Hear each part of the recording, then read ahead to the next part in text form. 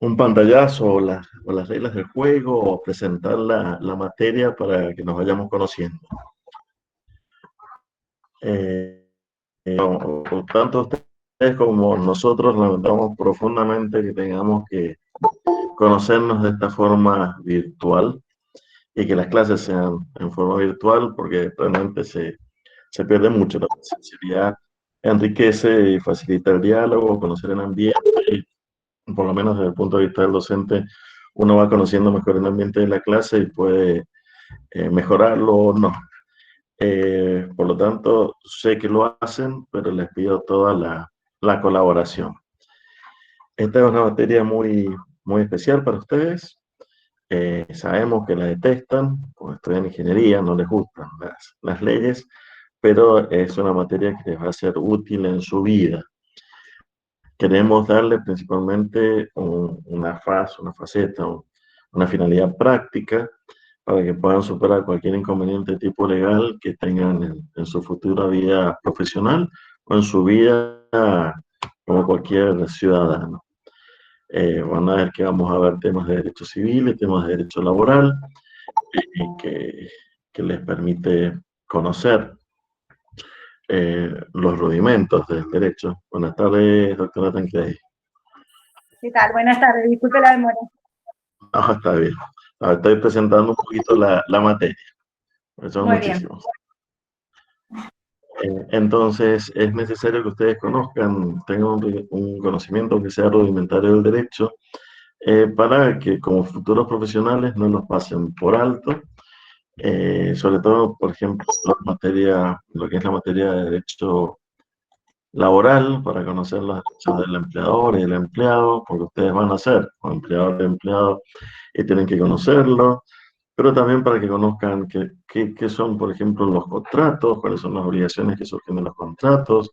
Posiblemente muchos de ustedes ya están alquilando un apartamento cuando han venido a estudiar y les interesa saber cuáles son los derechos y obligaciones que emergen de un contrato de locación de cosas, de un contrato de alquiler, para defender sus derechos. Entonces, básicamente la materia es eso, es un compendio, un resumen de algunas de las figuras más importantes del derecho. También le ponemos énfasis en el derecho público, lo que es, por ejemplo, la licitación pública, el proceso licitatorio, que es la forma de contratar al Estado, porque posiblemente en su vida profesional participen en licitaciones y para que desempeñen un buen papel. También tienen que saber que es importante eh, un tema que vamos a hablar que se llama procedimiento judicial, y dentro del procedimiento judicial la pericia o la prueba pericial, porque ustedes apenas se reciban, tienen una salida laboral inmediata, que es participar o intervenir como peritos en procesos judiciales. Simplemente con el diploma bajo el brazo van al cuarto piso del edificio de tribunales, ese edificio colorado con columnas blancas que está en el barrio cívico, y se inscriben como peritos. Los peritos los sortean en las causas judiciales y los honorarios de los peritos se regulan en un porcentaje en función del monto de condena, de la condena de la sentencia. Imagínense que si ustedes han sido sorteados en un juicio de que la sentencia sean 30 millones de pesos, al 3, al 4% de 30 millones de pesos por 1 o 2 tardes de trabajo, realmente es una salida laboral importante. Pero bueno, la diferencia en la regulación está en la calidad de la pericia, por eso nos interesa que sean las mejores pericias para que tengan la mejor regulación de honorarios. Nosotros tenemos un vocabulario muy especial, por eso les pedimos que asistan a clase para ir haciéndose el oído. También les pedimos que apenas terminemos de cursar, traten de rendir, porque tienen ese vocabulario, esa forma tan particular que tenemos los abogados de hablar fresco y les resulta más fácil. No somos eh, tan exigentes como para entender que a muchas palabras le den la acepción que se da en la calle, no la acepción que se le da en el ámbito jurídico. Tampoco exigimos definiciones de memorias ni números de artículos de memoria. Lo que a nosotros nos interesa es que tengan los conceptos de las diferentes figuras claras, los elementos de las diferentes figuras que vamos a estudiar claros. Y puedan explicar todo con sus propias palabras, pero que hayan entendido las figuras o los elementos que estamos tratando de explicarles. Bueno, también les debo pedir disculpas porque no habilité el aula virtual, fue culpa exclusivamente mía. Ya voy a ver si en el curso de la semana las habilito. Por en general siempre lo hemos manejado mejor con estos grupos de WhatsApp, que lo vamos a seguir utilizando como medio de comunicación para mandarles los enlaces de las clases y los horarios de consulta. Pero vamos a abrir el aula virtual porque posiblemente ahí subamos las clases grabadas, el programa, para que ustedes lo tengan la libre disposición. Esta materia no tiene apuntes formales, no hay apuntes oficiales. Los apuntes que andan circulando por ahí son hechos por los propios alumnos. Algunos calculo que son muy buenos, hemos tenido excelentes alumnos, pero no están revisados por la cátedra. O sea, no podemos dar certeza de que sean buenos. ¿Sí? Nosotros preferimos que se estudien por libros. Casi todos los libros que están en la bibliografía que está expresada en el programa actualmente se pueden googlear, se pueden bajar, ya que no van a poder no pueden concurrir a una biblioteca. Y desde luego están a disposición nosotros, los integrantes de la cátedra, se lo podemos facilitar. Pero van a ver que no es nada tan grave y que lo van a poder sortear bien. Independientemente para, de escuchar las clases, concurrir a las clases, que son clases, es decir, que pueden participar, pueden interrumpir, pueden preguntar las veces que quieran y lo encuentren necesario. Vamos a tener también un práctico que va a ser precisamente una pericia judicial para que la hagan bien y posiblemente alguna otra actividad práctica que se formalice, sobre todo cuando hablemos de derecho laboral y con la doctora Llano. La cátedra está integrada, el burro delante para que no se espante, por mí, yo soy Raúl Romero Day, yo soy el titular. Mi teléfono lo tienen todos en el grupo de WhatsApp, es 2616-587822. Pueden consultar por el WhatsApp las veces que quieran y lo consideren necesario, no me molesta en absoluto. También pueden mandarme un mail si lo consideran necesario por cualquier consulta. Mi mail es raulfco romero day, se escribe D-A-Y, @gmail.com. Repito, raulfco romero day, todo junto en minúscula, @gmail.com.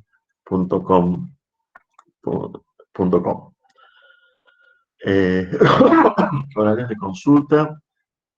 Yo posiblemente les ponga horarios de consulta los martes, los días martes a las 16 horas. Así que ya dentro de un rato, cuando terminemos la clase, les va a quedar publicado el enlace en el grupo de WhatsApp, por si alguno quiere ir mañana mismo a consulta.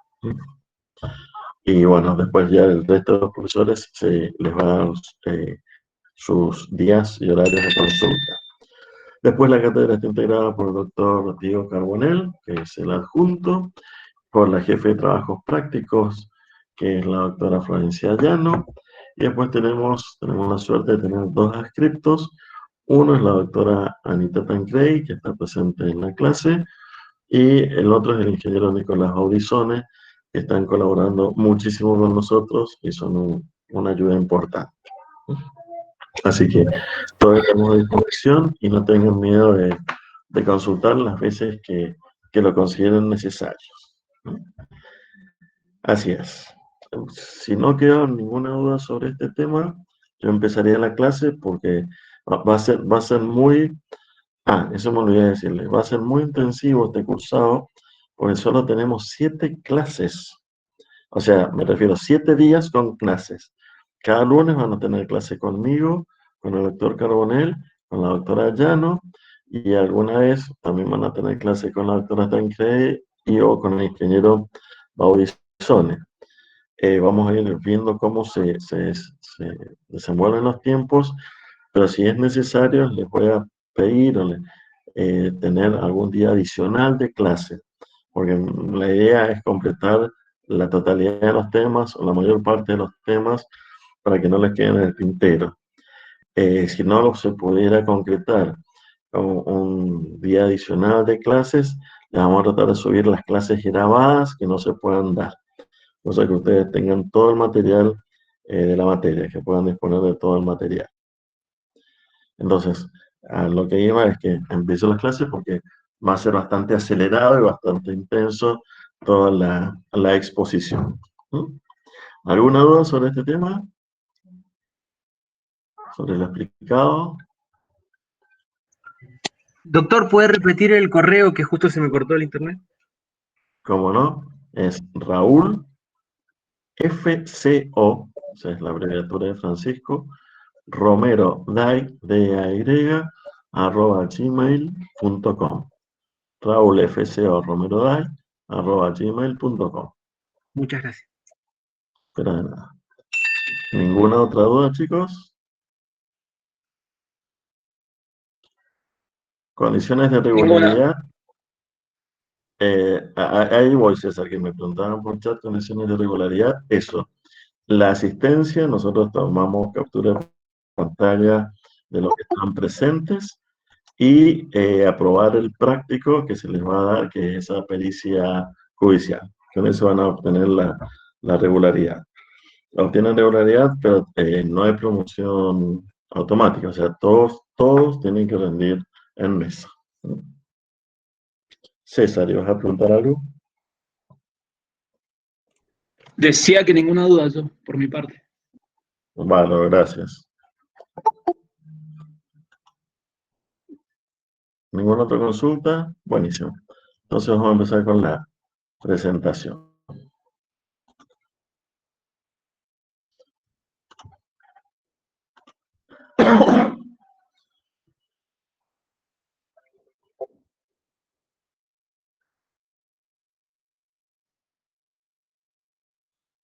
Ahí ven bien la pantalla, ¿se ve bien? Dice norma jurídica.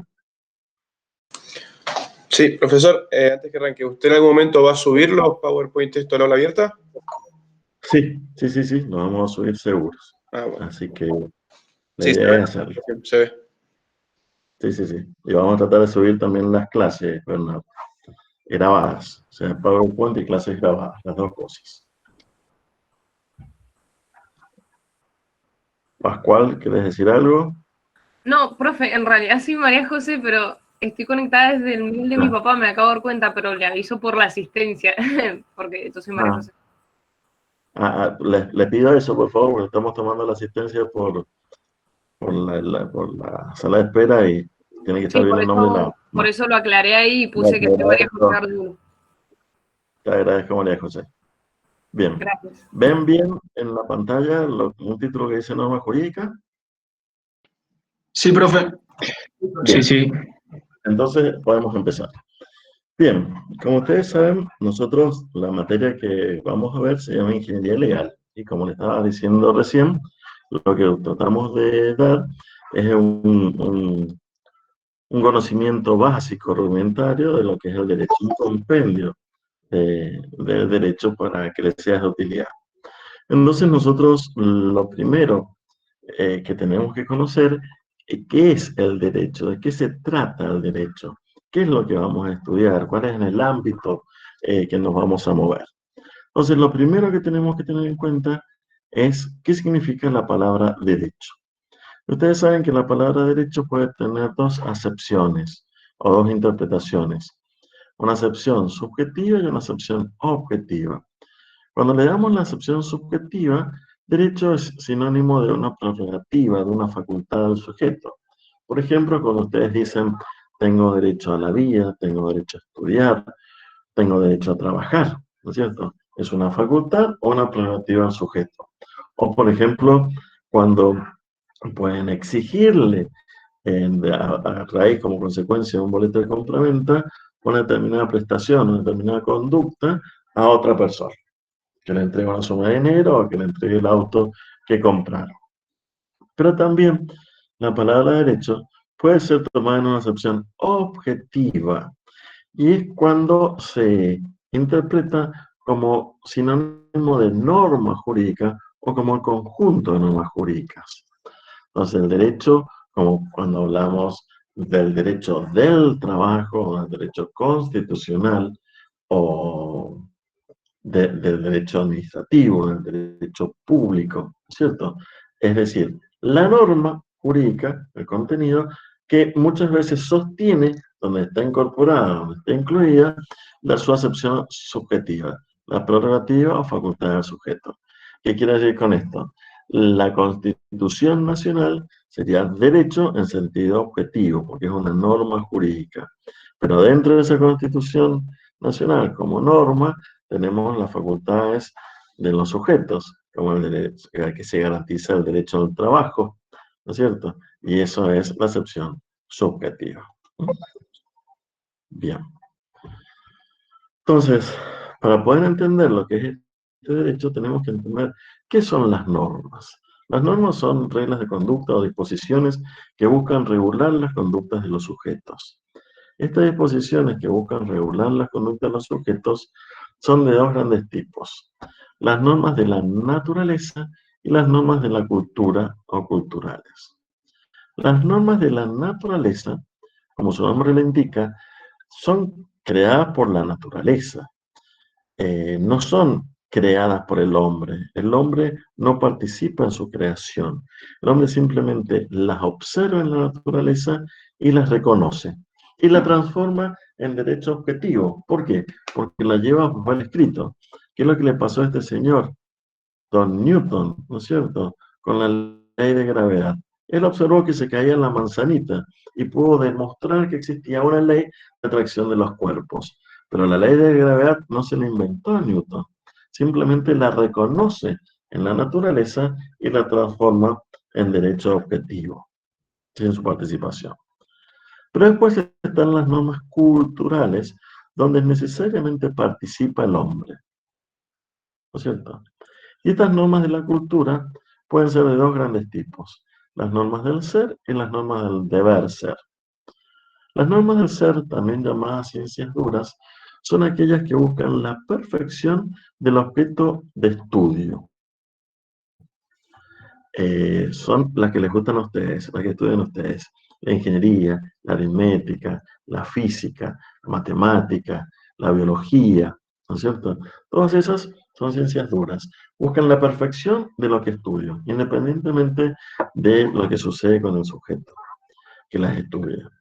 En cambio, las normas del deber ser, que son las denominadas o mal denominadas actualmente según algunas teorías de ciencias blandas, buscan la perfección no del objeto del estudio, sino del sujeto que las estudia.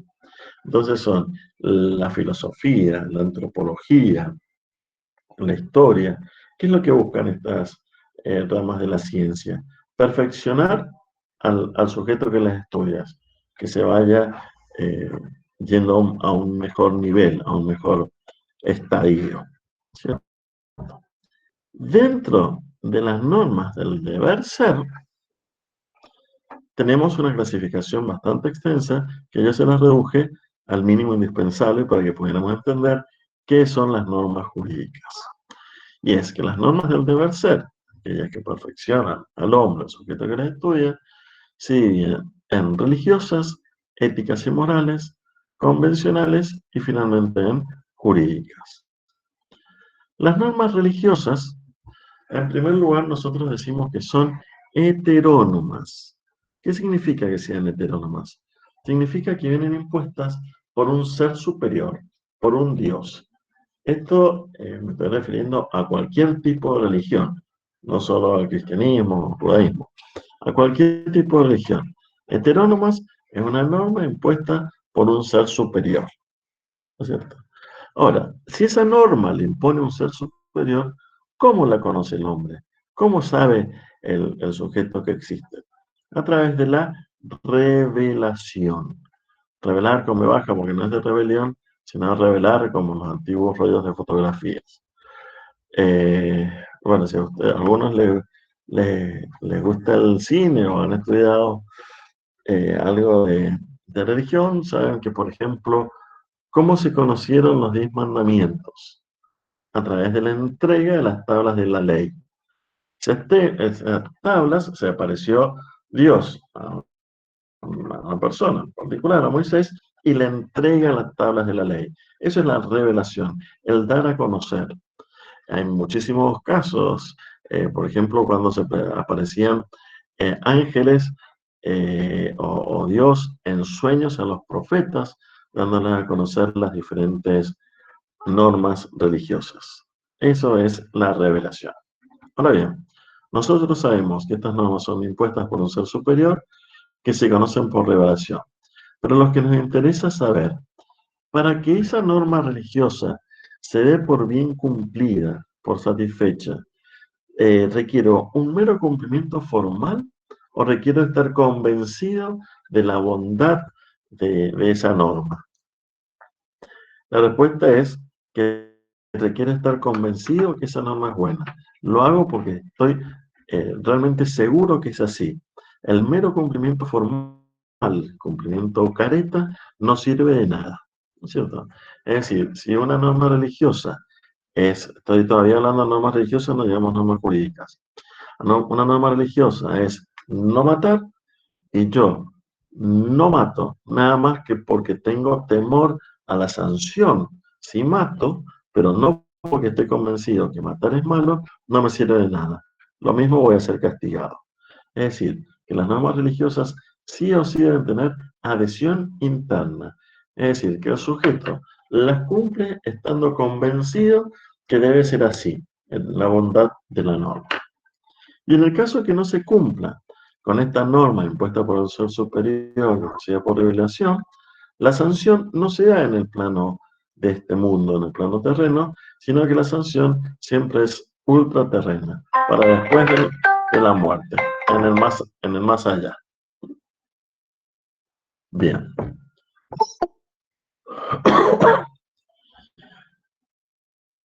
Después tenemos las denominadas normas éticas y morales. Las normas éticas y morales, en primer lugar, nosotros tenemos que saber que son universales. ¿Qué significa que son universales? Que no varían en el tiempo y en el espacio. Son iguales en la China, o serían iguales en la China hace 3000 años, que en Inglaterra en el siglo XVIII y en Mendoza en el siglo XXI. No varían ni en el tiempo ni en el espacio. Por eso se dice que estas normas éticas y morales en realidad derivan de la naturaleza de las cosas.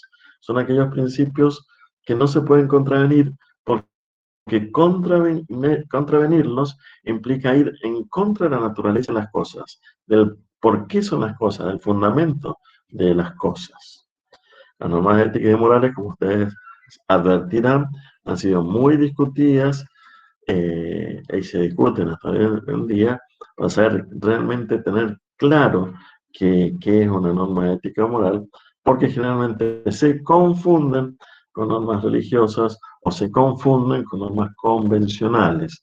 Le dan también un carácter netamente cultural, cuando en realidad tienen un carácter más próximo a la naturaleza de las cosas. Ahora bien, estas normas de éticas y morales comunes a través de la historia y de todos los pueblos y a todas las costumbres, ¿qué pasa si no se cumplen? ¿Tengo algún tipo de sanción? ¿Tengo algún tipo de castigo? No. El único castigo es la conciencia. Por eso acá les puse el Pepe Grillo y Pinocho. Esa conciencia que me dice que estoy actuando mal. La sociedad, la norma ética religiosa por sí, no me va a castigar. No me va a hacer absolutamente nada. Después tenemos las denominadas normas convencionales o sociales. ¿Por qué puse convencional? Para que les sea más fácil acordarse. Hacen referencia a una convención, a un acuerdo, a un pacto.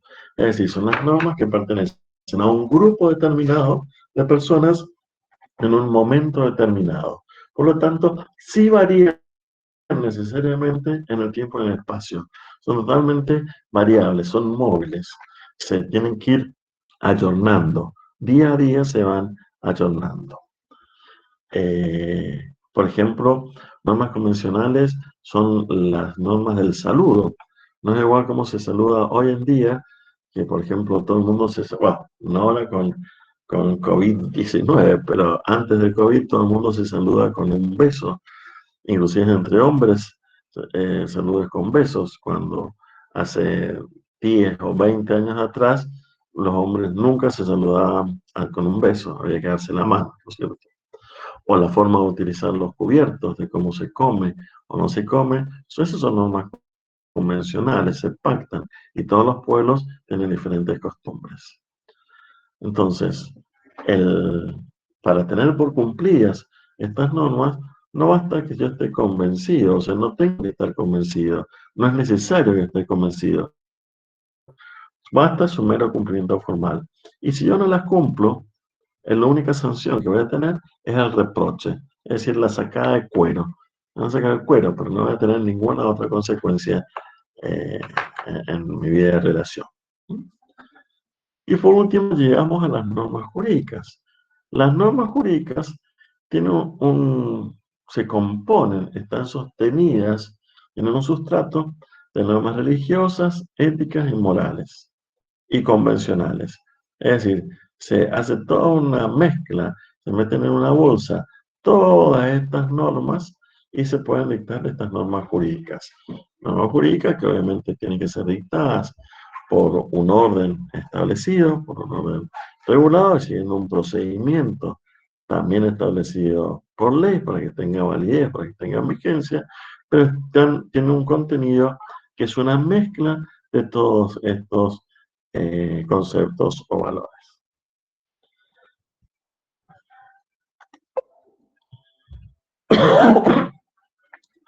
Esa norma jurídica, con todo este sustrato, también se le puede denominar ley o se le puede denominar derecho, como habíamos dicho más temprano. Y esa norma jurídica va a tener 3 elementos, que son la coerción, la coacción y la sanción. La coerción es esa presión psicológica, es esa presión moral que me hace cumplir una norma. No porque esté convencido, porque en las normas jurídicas no es necesario estar convencido, sino que va a estar mero cumplimiento formal, sino simplemente porque tengo temor al castigo, temor a la sanción. Por ejemplo, puede ser que yo no esté convencido que pasar un semáforo en rojo, que es una norma jurídica, sea malo. Pero yo no lo paso porque tengo temor a la multa. Esa es la coerción. Ese temor a la sanción, a la consecuencia nefasta o no querida que me hace cumplir esa norma jurídica. Después tenemos la denominada coacción, que es la posibilidad de hacer cumplir por la fuerza lo dispuesto por la norma jurídica. Es decir, si no se cumplen determinadas pautas, por ejemplo, en una habilitación municipal no se cumple con la ordenanza municipal, la municipalidad nos puede clausurar el negocio, nos puede clausurar el comercio. ¿Por qué? Porque es una aplicación coactiva de la norma, quiere decir, por la fuerza. Y por último tenemos la sanción. La sanción es el castigo que se da ante el incumplimiento de la norma. La sanción puede ser de muy diferente naturaleza. Puede consistir en una multa, puede consistir en una inhabilitación, puede consistir en la privación de la libertad, etc. O sea, se pueden dar según el tipo, la rama del derecho que estemos y según el tipo de infracción que cometamos, es diferente el tipo de castigo, de pena, de sanción que podemos tener. Entonces, los elementos son 3: coerción, coacción y sanción. Sabiendo ya lo que es,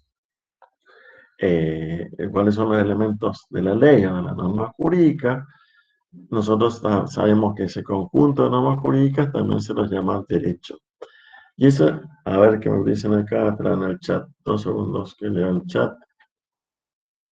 Coactiva y la sanción así. Bien.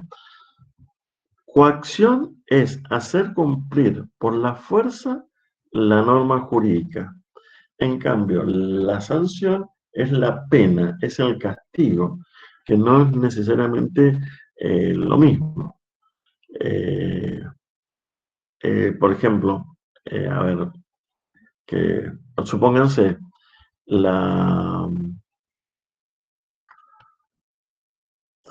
que se me ocurre un ejemplo,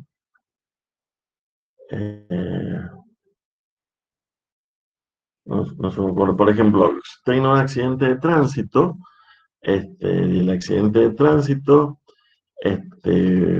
ustedes van a tener que responder, por una parte, a los daños ocasionados por haber infringido la norma, es decir, van a tener que pagar ustedes o su compañía de seguro los daños y perjuicios ocasionados al otro vehículo, pero por ese accidente ocasionado por ustedes, los pueden inhabilitar para conducir por 2, por 5, por 3 años. Entonces, uno, el cumplimiento de la norma por la fuerza, por no haberse ajustado a la norma.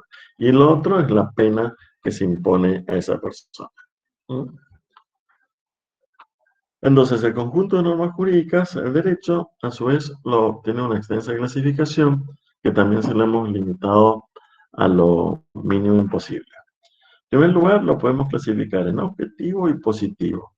Derecho objetivo es toda norma jurídica que se haya dictado en el transcurso de la historia de la humanidad. La primera norma jurídica que se conoce es el Código de Hammurabi, lo más antiguo, ¿no es cierto? Y desde el Código de Hammurabi hasta la última ley, la última norma jurídica que se ha dictado hoy, el día de hoy, todo eso es derecho objetivo, porque simplemente son normas jurídicas que se haya dictado. En cambio, derecho positivo significa que esa norma jurídica tiene que estar vigente. Que esté vigente significa que tiene que debe poder ser aplicada. Porque hay muchas normas jurídicas que se han dejado de aplicar, o por desuso, o porque fueron derogadas por normas posteriores. Entonces son derechos objetivos, pero no es derecho positivo. Supónganse el Código Civil Veneciano, es decir, el Código Civil que nos rigió en nuestro país desde 1869 al año 2015, es derecho objetivo, porque es una norma jurídica que se dictó, pero no es positivo porque no está vigente. En cambio, el actual Código Civil y Comercial de la Nación, que rige a partir del 2015, es derecho objetivo porque es una norma jurídica que se ha dictado, pero también es positivo porque está vigente, es decir, que se puede aplicar. Después tenemos el llamado derecho de fondo o de forma. El derecho de fondo es el que busca regular las verdaderas figuras del derecho, los diferentes institutos del derecho. O sea, el derecho de fondo es el que nos va a decir qué es un contrato, qué es una obligación, qué es una persona, qué son los derechos reales, qué es una licitación. Eso es el derecho de fondo, el que regula los institutos, el que da la definición, en la esencia. Pero muchas veces ese derecho de fondo sería abstracto, vendría en abstracto, si no tuviéramos los diferentes caminos, las diferentes vías, diferentes alternativas para hacerlos prácticos. Eso es lo que se denomina derecho de forma. Así, por ejemplo, derecho de fondo sería el Código Civil y Comercial de la Nación, que rige en todo el país y que nos define los diferentes institutos y figuras del derecho. En cambio, el derecho de forma serían, por ejemplo, los códigos procesales, civiles, laborales, penales, que hay en cada una de las provincias, porque tiene carácter regional, que nos dicen las alternativas, los caminos para llevarlos a la práctica. Vamos a otro ejemplo en eso. Supónganse, el derecho de fondo nos va a decir que es un contrato de alquiler, una locación de cosas, y nos dice cuáles son los derechos y obligaciones del inquilino y del locador. Y también sabemos que si el inquilino no paga, el locador tiene derecho a desalojarlo. Pero el derecho de fondo no nos va a decir cómo se desaloja ese inquilino, cuáles son los caminos, cuáles son las vías para desalojarlo, ¿no es cierto? Entonces, ahí surge el derecho de forma, que nos va a decir cómo se interpone una demanda para lograr el desalojo, qué tipo de pruebas ofrecen, cuánto tiempo hay para desalojarlo, etc. Y también la otra clasificación que tenemos es el derecho público o derecho privado. Derecho público es el que regula el actual, principalmente las personas jurídicas públicas, ya vamos a ver cuáles son, pero sucintamente es el Estado Nacional, provincial y municipal, los entes autárquicos, que son entes que cumplen funciones que le correspondían originalmente al Estado, como puede ser la FIP, la ANSES, el Instituto Nacional de Vitivinicultura, la Dirección Nacional o Provincial de Habilidad, el Instituto Provincial de la Vivienda, la Iglesia Católica y los estados extranjeros. Todas estas son las personas jurídicas públicas. Todas estas personas están reguladas por el derecho público.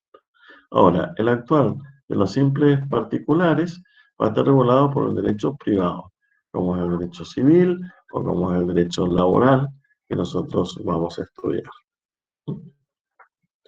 Bien.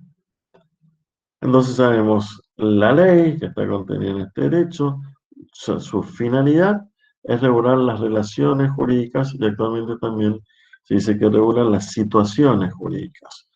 Pero hoy, el día de hoy nos interesa conocer qué son las relaciones jurídicas. Las relaciones jurídicas son vínculos, nexos que se forman, que generan consecuencia jurídica. ¿Y cuál es la consecuencia jurídica? El nacimiento, modificación o muerte de derechos y obligaciones. Una relación jurídica es la que se establece en un contrato, entre las dos partes de un contrato, por ejemplo. También una relación jurídica es la que surge en un matrimonio, esos vínculos jurídicos que generan derechos y obligaciones para las partes. Todas estas relaciones jurídicas tienen tres tipos de elementos: sujeto, objeto y causa.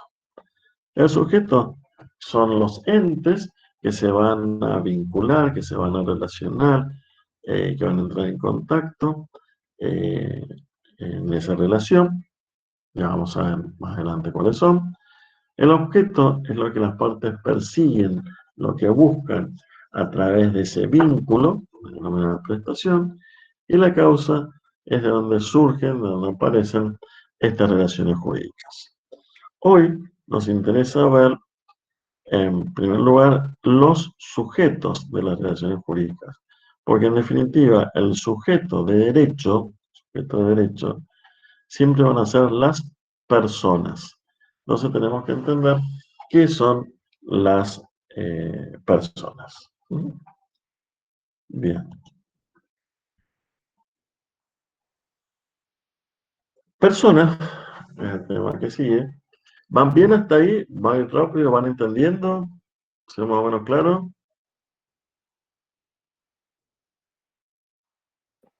Sí, profe. Sí, profe. Sí, profe. Perfecto. Fabuloso, gracias. Pregunten cuando quieran, ¿eh? Bien, entonces hemos dicho que el sujeto de esa relación jurídica son las personas. Pero nosotros debemos entender qué son las personas dentro del derecho.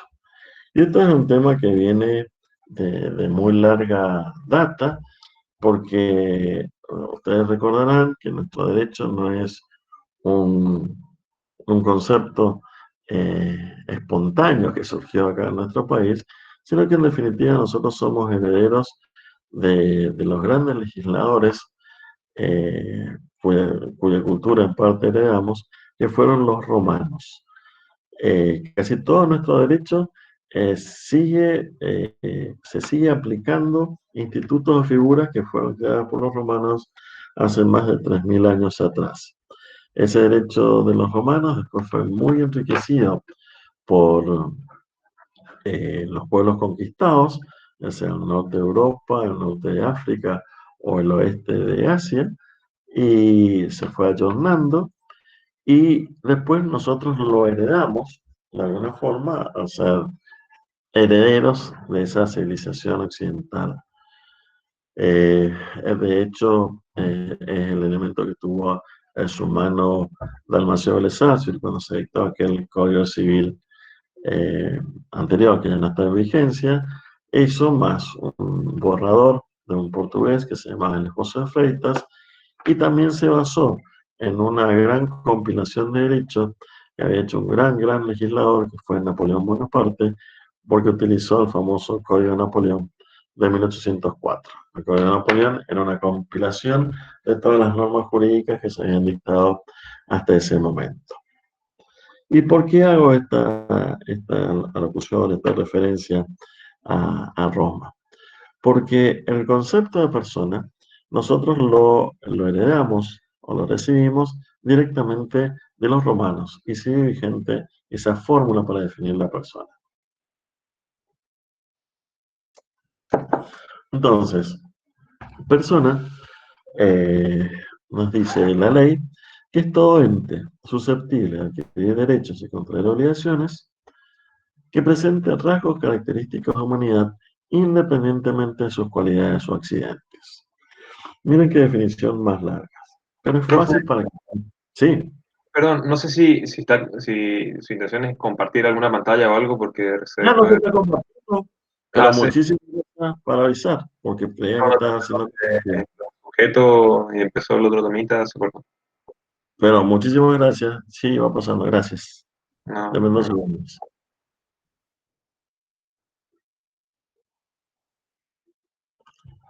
Ah.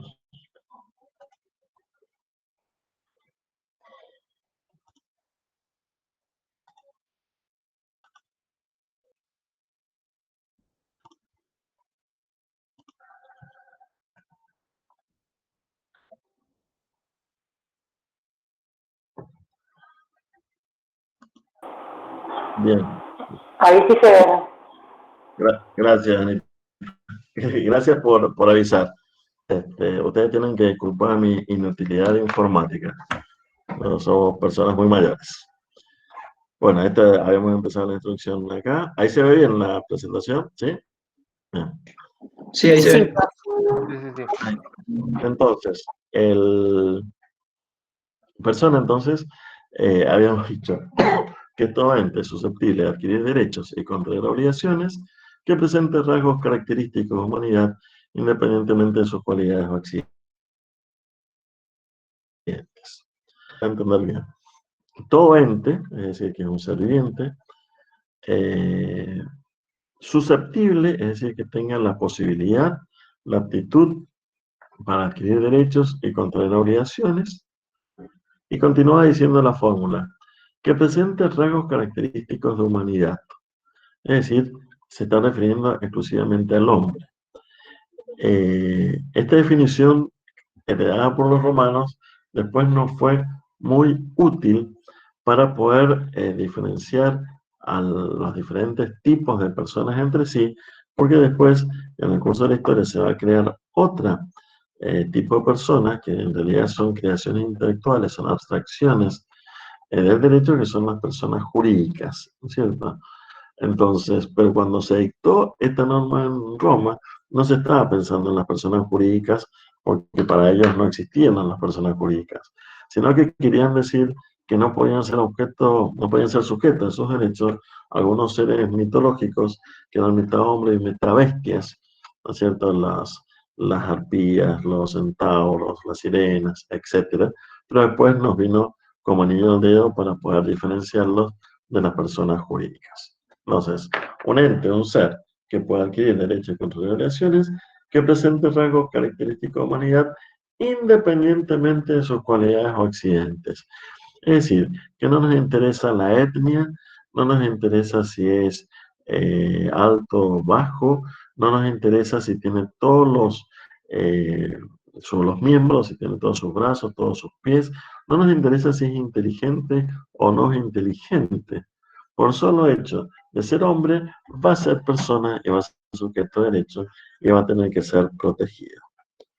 Y después vamos a obtener por defecto, aunque actualmente el nuevo código lo considera, tenemos las personas jurídicas, que simplemente se definen sucintamente, rápidamente, ya vamos a definirlas mejor cuando hablemos de este tema, como todo ente susceptible de adquirir derechos y obligaciones que no sean personas jurídicas, personas humanas, que no sean personas físicas. Entonces, esa persona, como estoy diciendo, se divide en dos grandes grupos, la persona humana y la persona jurídica. La humana es la que tiene los rasgos característicos de humanidad. Y la jurídica es una creación intelectual, es una abstracción de derecho, como les decía recién, a la cual se le reconocen los mismos atributos, las mismas características de las personas humanas. Yo les sugiero que lean un libro que les puede gustar mucho para entender todo este tema de un señor hebreo que se doctoró en Oxford, se llama Harari, se llama De animales a dioses, que explica precisamente lo que son las personas jurídicas y nos da a entender que todo nuestro mundo en realidad es una ficción, porque supónganse el Estado es una persona jurídica, la provincia es una persona jurídica, y todos son creaciones intelectuales, no existen en la realidad. Y el hombre vive en esa ficción porque está convencido que esa ficción es buena, es positiva. Entonces es interesante que lo lea. Pero pues, me fue de tema. Entonces, la persona jurídica cuando nació a las postrimerías del Imperio Romano porque precisamente los romanos, los grandes legisladores, también eran un poquito soberbios y ellos no querían que los pueblos conquistados tuvieran el mismo estatus dentro del derecho que tenían los ciudadanos romanos. Entonces no quería que los bárbaros del norte de Europa o del norte de África se los equiparara con ellos. Entonces, ¿qué hicieron? Recurrieron a una ficción. ¿Cuál fue la ficción? Que el sujeto de derecho no iban a ser los bárbaros en sí, sino que iban a ser las ciudades, las polis, donde habitaban los bárbaros. Entonces, la orden, la que tenían los derechos y obligaciones, era la polis. Londinium, Baden-Baden, cualquier ciudad romana en el norte de Europa, se la consideraba la ciudad a esa polis sujeto de derecho. Y al aplicarle los derechos y obligaciones, las reglas a esta ciudad, todas las personas humanas que la integraban estaban sometidas. ¿Sí?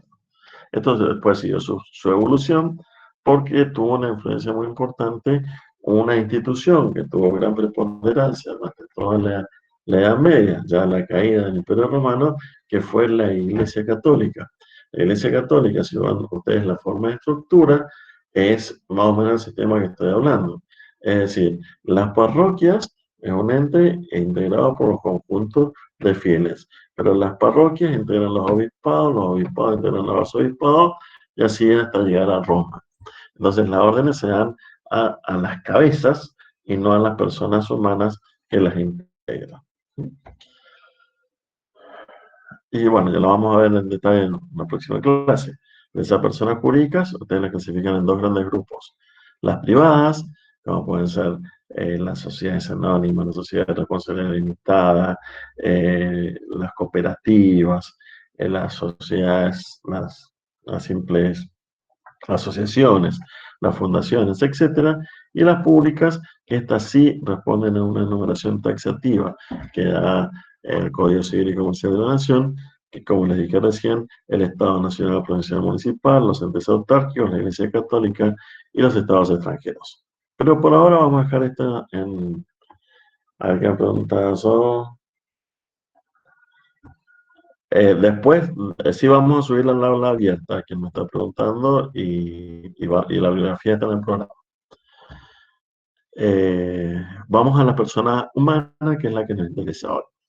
Este ente susceptible de adquirir derechos y obligaciones que presenta rasgos característicos de humanidad, a su vez se clasifica en dos grandes grupos, en la persona por nacer y la persona propiamente hecha. ¿Y esto por qué será? Porque para entender este tema, lo primero que tenemos que saber es de cuándo comienza a existir la persona humana. ¿Cuál es el principio de la existencia? Entonces, conforme nuestra ley, conforme el Código Civil, la existencia de la persona humana comienza con la concepción o la implantación del óvulo fecundado en el seno materno, pero obviamente supeditado al hecho de que nazca con vida. Es decir, repito, para que no se confundan, porque muchas veces es pregunta fija de examen y nos interesa que lo tengan claro. La persona humana para la ley existe desde el momento mismo de la concepción, es decir, cuando el óvulo materno es fecundado, ¿cierto? Pregunta, Sí, esto es para la escucho. ley argentina, ¿verdad? Para la ley argentina, para la ley argentina. Perfecto. Ya no es generalizado para todos. No, nosotros hablamos nada más que para la ley argentina. Perfecto, listo. Gracias. No, de nada.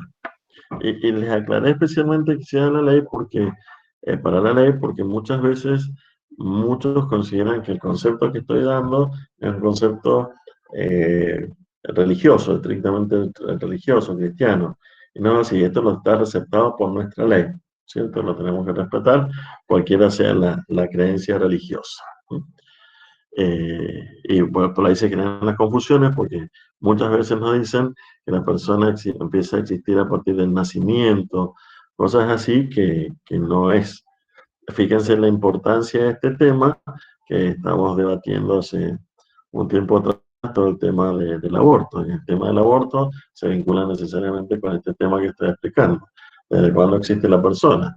Si estoy diciendo que la persona existe desde el momento de la concepción, quiere decir que en ese momento mismo la persona tiene derechos. Y de ese momento mismo, la ley y el Estado le debe garantizar sus derechos. Y uno de los derechos que se garantiza es el derecho a la vida. ¿Cierto? O sea, un tema muy difícil, muy discutido. Pero la ley es así. La persona existe desde el momento de la concepción y a partir del 2015, porque esto se incorporó en el Código 2015, a partir de la implantación del óvulo fecundado en el seno materno. Se imaginarán que esta alternativa, esta segunda opción, en Roma era inviable, no podía existir. Ahora bien, si bien la persona existe desde el momento mismo de la concepción, todos los derechos y obligaciones de esa persona están supeditados, es decir, están condicionados al hecho de que nazca con vida. Esto significa que si la persona nace muerta o si no llega a término el embarazo, se considera que esa persona nunca existió. ¿Sí? Nunca existió. Esto quizás no entiendan así al verlo por primera vez la finalidad, pero tiene una finalidad práctica bastante importante, supónganse, cuando hablamos de materia sucesoria. Ustedes saben que en derecho nosotros tenemos el régimen de la herencia obligatoria, o sea, la herencia forzosa. Se hereda en línea vertical, primero en línea descendente, después ascendente, y cuando no hay nadie en línea descendente o ascendente, recién vamos para los laterales. Es decir, si una persona se muere y tiene hijos, lo heredan sus hijos; si se mueren sus hijos, sus nietos; si no tiene descendencia, lo heredan sus padres, sus abuelos; y cuando no tengan nadie para arriba o para abajo, lo heredan recién los parientes del costado. Entonces, ¿qué pasa? Supónganse que hay una pareja donde la chica se ha quedado embarazada, el chico, el novio, es muy rico. Si durante el embarazo de la chica, antes que nazca el bebé, el padre muere, se podrían dar los siguientes supuestos.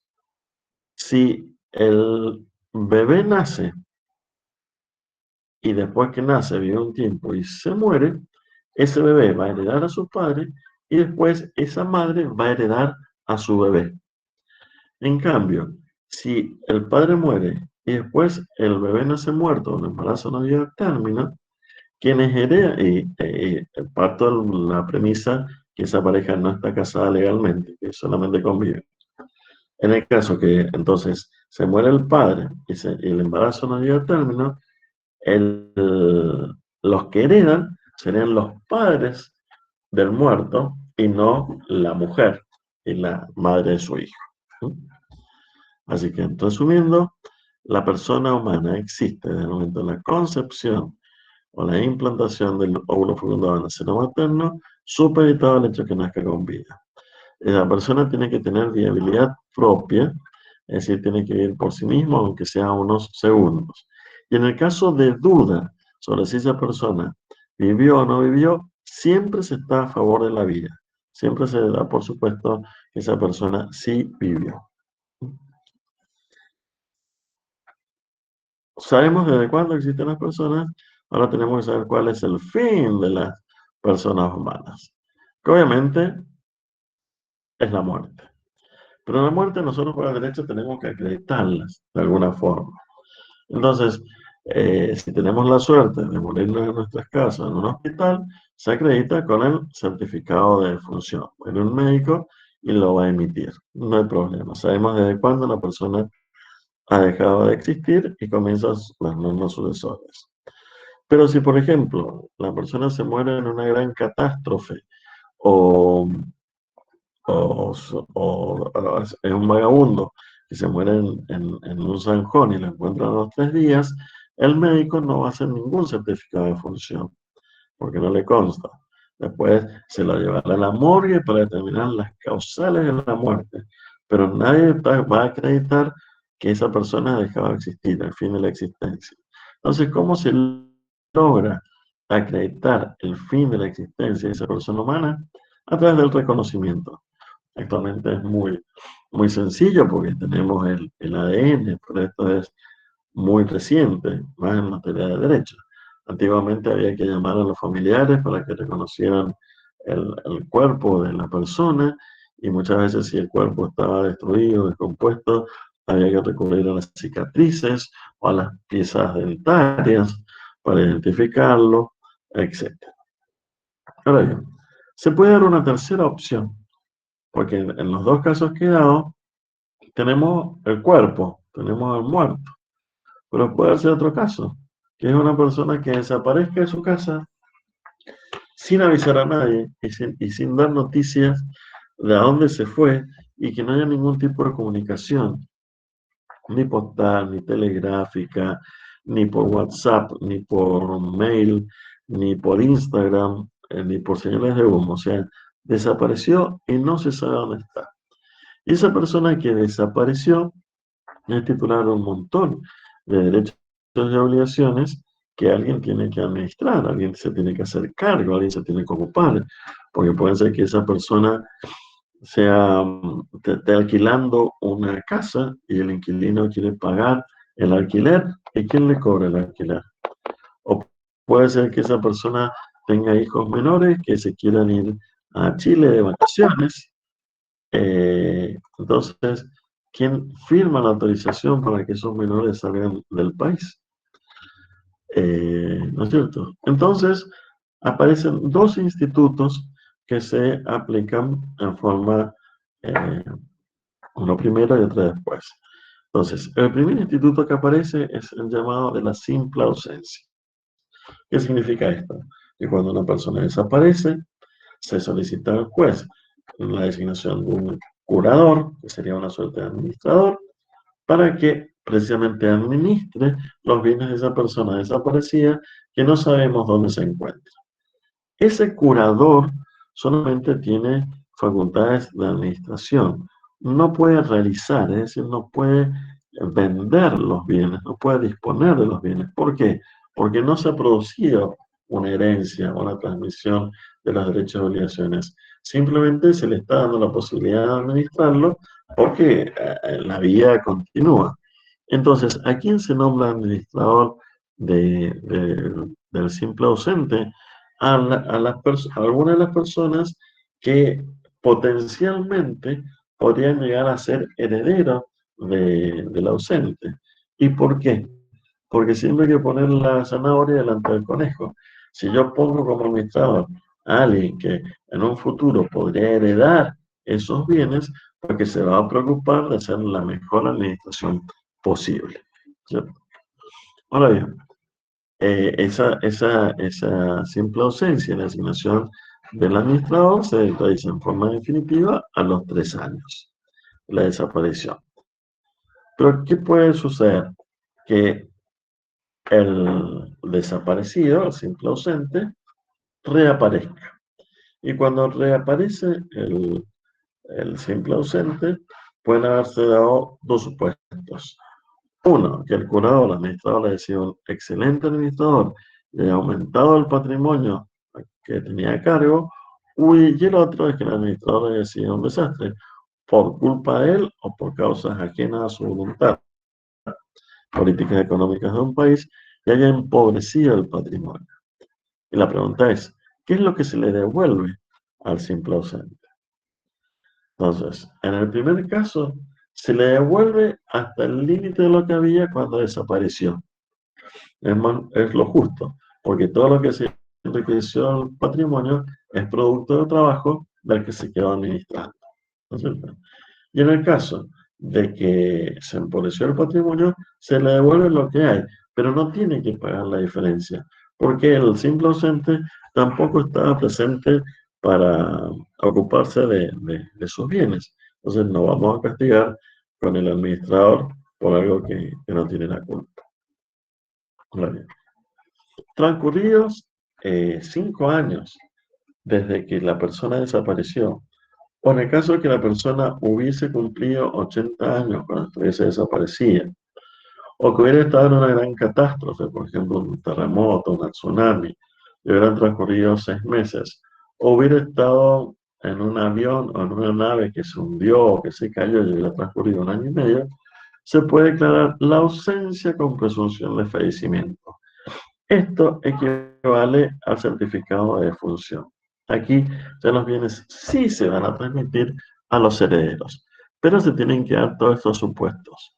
Fíjense que los plazos que he dado son extremadamente largos y yo les diría que actualmente resultan anacrónicos, porque estamos respetando todavía los plazos que dan los romanos, y cuando se modificó el código civil se omitió modificar estos plazos, porque actualmente no necesito 1 año y medio para saber qué gente estaba arriba de un barco o arriba de un avión para poder declarar su presunción, ni tampoco 6 meses para saber quiénes estaban en el tsunami. Con la informática se conoce mucho más rápido, pero los plazos siguen estando en la ley y debemos seguirlos respetando. Entonces, cuando se dan todos estos supuestos, se declara, el juez declara. Ahí voy, Victoria. El juez declara la ausencia con presunción de fallecimiento y los bienes se pasan a sus herederos. Victoria me pregunta, los bienes, la pregunta de Victoria que está en el chat es qué sucede en el caso de si el desaparecido tiene deudas. Obviamente los bienes que conforman el patrimonio del desaparecido son las garantías de sus deudas. O sea, los bienes van a responder por todas las deudas del desaparecido. Y una vez que se liquiden esas deudas, es decir, el remanente va a pasar a sus herederos. ¿Quedó claro, Victoria? Sí, sí, Matías. A ver, termino la pregunta con las deudas de los muertos. Existe el patrimonio de la persona responde por todas sus deudas y una vez que se satisfacen con ese patrimonio de sus deudas, el remanente pasa a sus herederos. Y lo que pregunta Matías Soto, hay un principio que también lo vamos a estudiar que se llama el beneficio de inventario. Uno recibe, cuando recibe una herencia, responde hasta el límite de lo que recibió, porque es una de las formas de mantener incólume y protegido el patrimonio de las personas humanas. Es decir, que si su padre tiene un patrimonio de 5.000 pesos y tiene una deuda de 10.000 pesos, y cuando usted recibe ese patrimonio, usted solo va a cubrir hasta los 5.000 pesos. Y el saldo queda insoluto, porque no lo tiene que responder su patrimonio personal. Y Lucas, perdón, para que se considere la simple ausencia, tiene que ser 5 años desde que desapareció, o que hubiera cumplido 80 años de edad, 6 meses en una catástrofe y 1 año y medio en el hundimiento o caída de una nave. ¿Qué pasa si reaparece el ausente, el hombre que volvió a la muerte? ¿Qué solución se le da? El asunto es que puede ser que como aquí se transmiten los bienes, hay herencia, quien la recibió la herencia, a su vez la podría transmitir, se la puede vender a un tercero, y el tercero sería un adquirente de buena fe. Entonces, en principio, se le devuelve lo que hay, y salvo que hubiera mala fe, negligencia, etcétera, no se podría volver a ese patrimonio lo que se dispuso de buena fe. Esto no es la solución clásica del tema, porque ustedes saben, hace unas décadas atrás, al desaparecido, simple ausente que aparecía, no se le reconocían nada, ni siquiera se le reconocían los derechos de familia. Esto cambió ahora con esta nueva legislación. ¿Y por qué haya pasado esto? Porque hubo un caso jurisprudencial muy famoso donde ustedes saben que antes del año 1968, que se modificó el código con la ley 17.711, los hijos se clasificaban en legítimos e ilegítimos según que nacieran dentro o fuera del matrimonio. Y a su vez, los que nacían fuera del matrimonio se clasificaban en sacrílegos, si uno lo tenía con una monja, un cura, o incestuosos, si lo tenía con una hermana, una prima, una tía, etc. Y esos hijos ilegítimos no percibían igual la herencia que los hijos legítimos. Y si no solo era ilegítimo, sino que era sacrílego incestuoso, no percibía absolutamente nada de la herencia. En el año 68 se dieron cuenta que esto era absolutamente injusto porque las personas no tienen la culpa de los pecados de los padres, ¿no es cierto? Entonces se sacó esta clasificación horrenda de los hijos legítimos e ilegítimos, y todos los hijos, habidos dentro o fuera del matrimonio y con quien sea, perciben la herencia por igual. Pero ¿qué pasó antes del año 68? Había una señora legalmente casada, desde que había pasado por el registro civil, había tenido un par de hijos con su marido, el marido había desaparecido, habían pasado los 5 años, habían declarado la ausencia con presunción de fallecimiento. Oficialmente ella era viuda, se vuelve a enamorar, se vuelve a casar y vuelve a tener hijos con su nuevo marido. Y en este estado aparece el muerto. Entonces, imagínense la situación terrible. Porque ¿cuál de los dos matrimonios se consideraban válidos? Porque si consideramos válido el primer matrimonio, el segundo matrimonio era inválido, entonces los hijos eran ilegítimos. Y no era justo considerarlos ilegítimos porque habían nacido dentro de la legitimidad. Y lo mismo ocurría haciendo el planteo inverso. Si consideramos válido el segundo matrimonio, ¿cómo consideramos ilegítimos los hijos del primer matrimonio que habían nacido dentro de la legitimidad? Y encima, la mujer iba a terminar presa porque estaba cometiendo un delito que se llama bigamia. Entonces, la solución jurisprudencial en ese momento fue directamente decir que no se le reconoce nada, ni los bienes, ni los derechos patrimoniales, ni los derechos de familia, para evitar todo este tipo de conflictos. Lo que pasa es que esa tampoco era una solución justa, y por eso actualmente el código prevé una solución más justa. Bien, sabemos desde cuándo existen las personas y sabemos hasta cuándo existen. Repito, las personas humanas existen desde el momento de la concepción en el seno materno o de la implantación del óvulo fecundado en el seno materno, supeditado al derecho que nazca con vida, y al fin de la existencia es la muerte de la persona, que tiene que estar acreditada. Certificado de función, reconocimiento o la declaración de un juez que diga que es un ausente con presunción de fallecimiento. Pero ahora nosotros tenemos que ver cuáles son los atributos, cuáles son las características que se le reconocen a esa persona humana. Aquí están enumerados, que son los derechos personalísimos, el nombre, el domicilio, el estado de la capacidad. Los derechos personalísimos.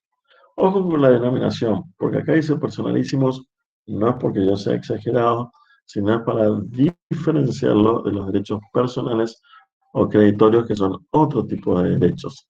Los derechos personales o creditorios son, por ejemplo, los que surgen de un contrato de alquiler, el derecho a poder cobrar la renta, o son los que surgen de un pagaré o de un cheque, la posibilidad de exigir esa determinada prestación.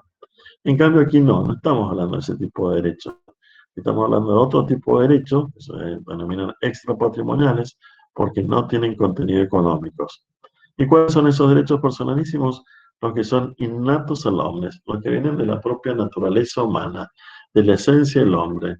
Desconocerlos es negar la propia naturaleza humana. ¿Cuáles van a ser? El derecho a la vida, el derecho a la integridad moral, a la integridad física, el derecho a la libertad. Y el nuevo Código Civil y Comercial de la Nación, a partir de 2015, introdujo un montón de derechos personalísimos que antes no se consideraban, como por ejemplo el derecho a la imagen, el derecho a los pueblos originarios. Entonces, no se pueden negar estos derechos porque se atenta directamente contra la naturaleza, la esencia del hombre. Como hemos dicho, estos derechos no tienen contenido económico, no son valorables, valuables económicamente, ¿no es cierto? Pero siempre se deben proteger, inclusive desde el momento que la persona está en el seno materno. Por ejemplo, sí. Profe, ¿cuál es ese derecho de pueblos originarios al que se refiere? Claro, es un derecho donde se reconoce el nexo inalienable, por decirlo de alguna forma, entre un determinado pueblo con un territorio determinado. Entonces, ese territorio hace la naturaleza de ese pueblo y no se lo puede separar. Y hace referencia a sus costumbres, a su etnia, etc. Un tema bastante polémico, por cierto. Bien, el derecho, fíjense, los derechos personalísimos, les cuento rápidamente un caso para que entiendan dos temas que hemos hablado. Uno, desde cuándo existe la persona, y dos, la importancia de estos derechos. A mí me tocó el caso de una pareja, o sea, no estaban casados, la chica estaba embarazada y el marido era un fumador bastante importante de marihuana.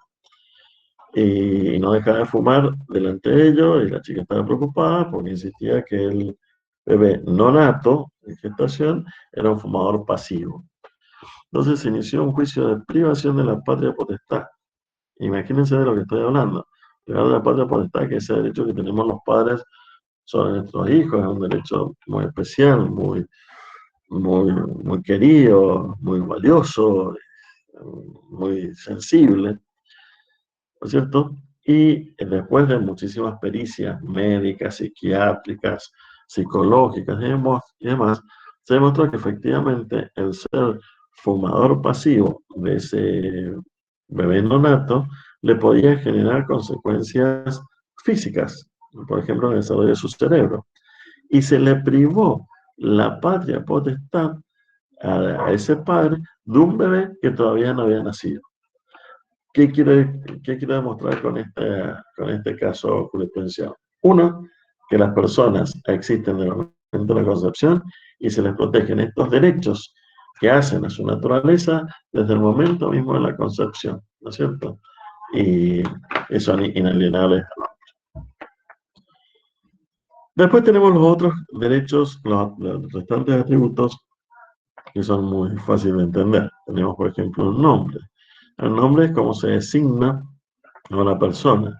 El nombre tiene la característica de ser a la vez un derecho y un deber.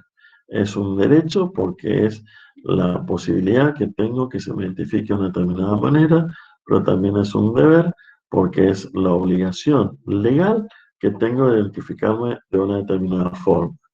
Es decir, yo no hay libertad de reglas, no puedo nombrarme como quiera, sino que tengo que seguir un procedimiento establecido por la ley, que no es mucho más amplio. Ese nombre, derecho y deber, tiene estas características que están enunciadas acá, que es único, que es inmutable, es decir, no se puede cambiar por sí, Si yo quiero cambiar ese nombre, tengo que hacer un procedimiento judicial, salvo que haya una ley que especialmente me lo autorice, por ejemplo, cuando hay cambio de género, y es inimaginable, es decir, que el nombre nunca está en el comercio. Nuestros nombres, nosotros, herederos también de los romanos, se clasifican, o sea, están compuestos por dos elementos, lo que sería el nombre de pila y el apellido, que sería el prénom y el nom de los franceses. ¿Y por qué hay esta relación? Porque la mejor forma de denominación que tuvo una persona quizás fue en Roma, pero en Roma tenía lo que es el nombre, el apellido y el gentilicio, es decir, la tribu originaria de Roma a la que pertenecía. Entonces, si ustedes toman a un personaje romano, por ejemplo, Julio César se llamaba Cayo Julio César. ¿Qué significa eso? Cayo es de la tribu originaria de Roma a la que pertenece el gentilicio. Julio sería el apellido, es de la familia Julia, es de las 7 familias originarias de Roma. Y César sería su nombre de pila. Entonces lo podemos distinguir perfectamente de Cayo Petronius Titus, que es otro personaje de Roma, porque vienen de la misma tribu, del mismo gentilicio, pero ya no de la familia Julia, sino de la familia Petronia, y su nombre de pila sería Tito. Pero estos nombres perfectos, que para identificar a una persona no dan lugar a confusión, solo había que tener una memoria prodigiosa, se fueron modificando, porque los pueblos conquistados tenían otras denominaciones. Muchos de los presentes acá son herederos de esas personas, porque los pueblos godos y los visigodos estaban, por ejemplo, Ramiro, Domingo, Rodrigo, Pero, y tenían hijos. Y cuando hacían un hijo, ¿qué hacían? Simplemente le agregaban el sufijo EZ, que significa hijo de.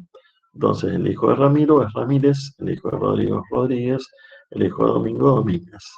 El problema es cuando Domínguez, Ramírez y Rodríguez se le ocurría tener hijos y empezaba Rodríguez Cés, Domínguez Cés, etc. Entonces hubo que buscar otra alternativa. Pero ese sistema era compartido por todos los otros pueblos de Europa. En Dinamarca, la terminación sen, el sufijo sen, significa hijo de. En Escocia, el sufijo san, es hijo de. Ferguson, el hijo de Fergus. Pero en los pueblos celtas, ustedes tienen también supónganse, el Mac. El hijo de Donald es MacDonald. Y también tienen el prefijo O. Y el hijo de Connor es O'Connor, que también significa hijo de. Y en los países eslavos tenían la terminación sik. El hijo de Jur es Jursik. ¿No es cierto? Pero ¿qué pasó? Había que seguir la denominación y nuevamente los franceses establecieron estas características de que el nombre tiene que estar integrado por 2 elementos, que eran el nombre de pila y el apellido. ¿Qué pasó?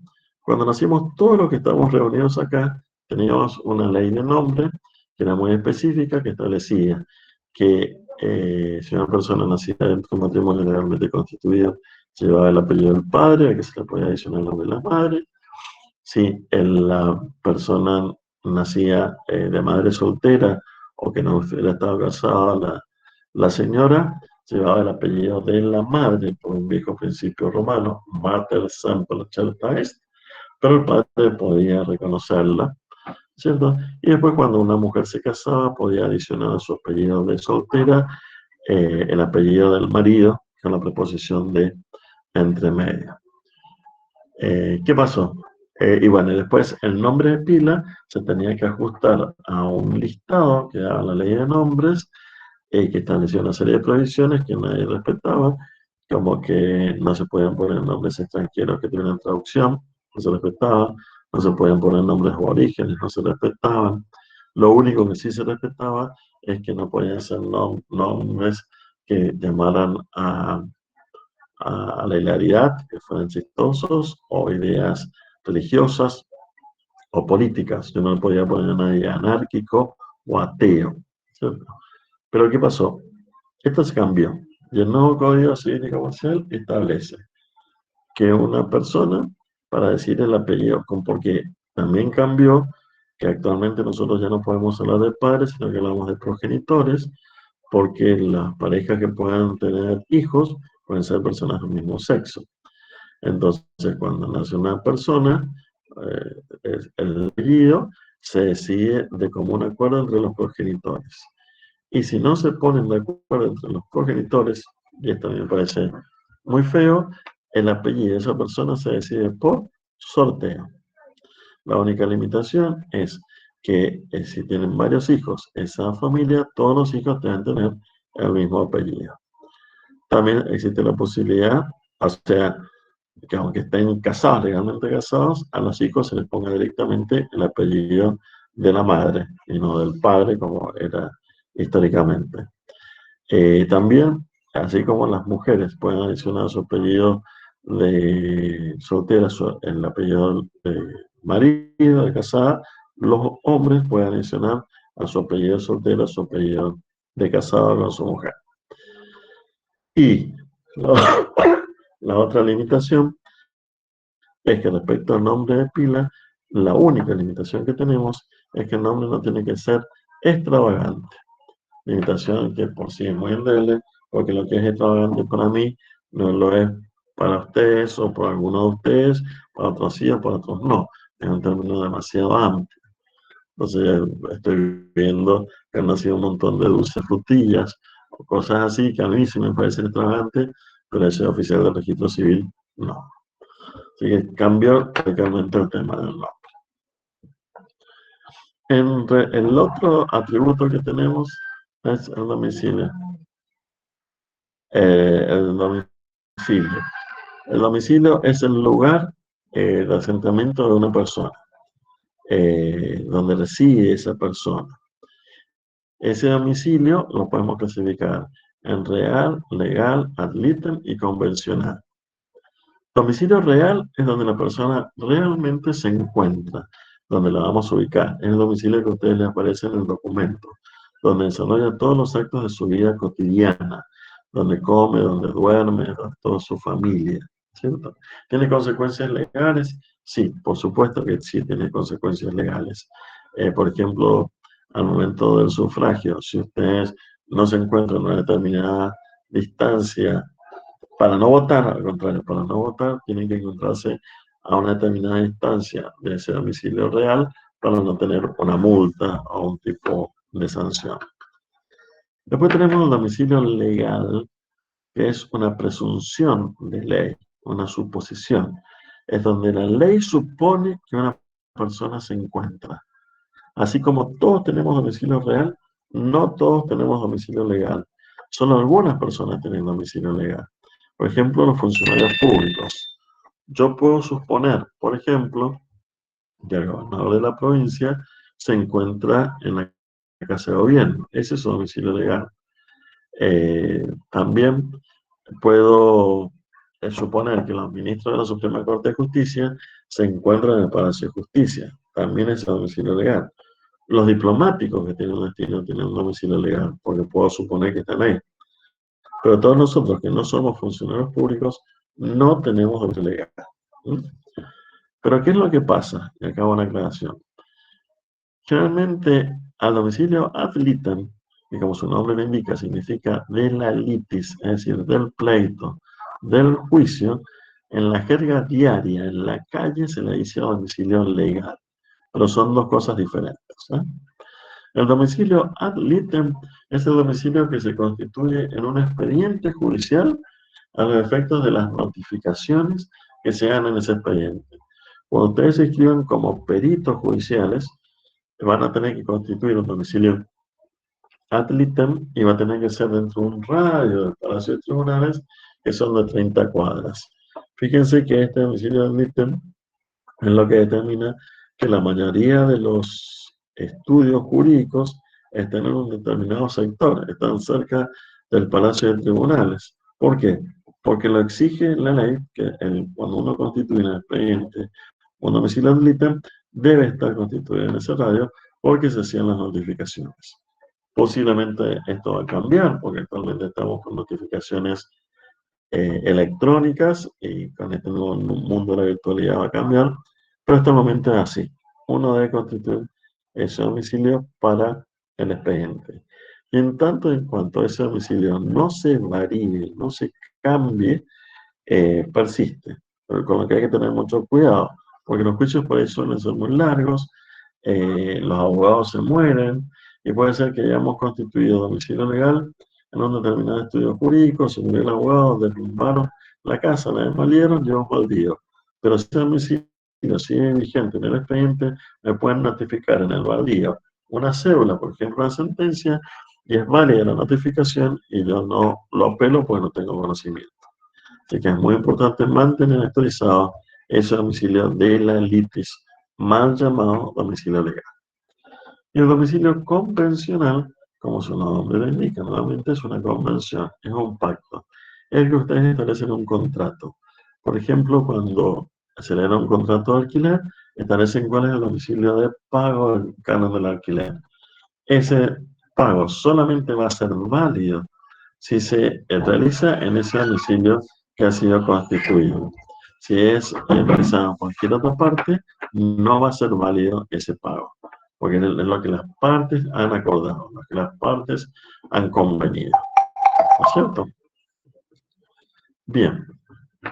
El Estado es la posición jurídica que una persona ocupa dentro de la sociedad.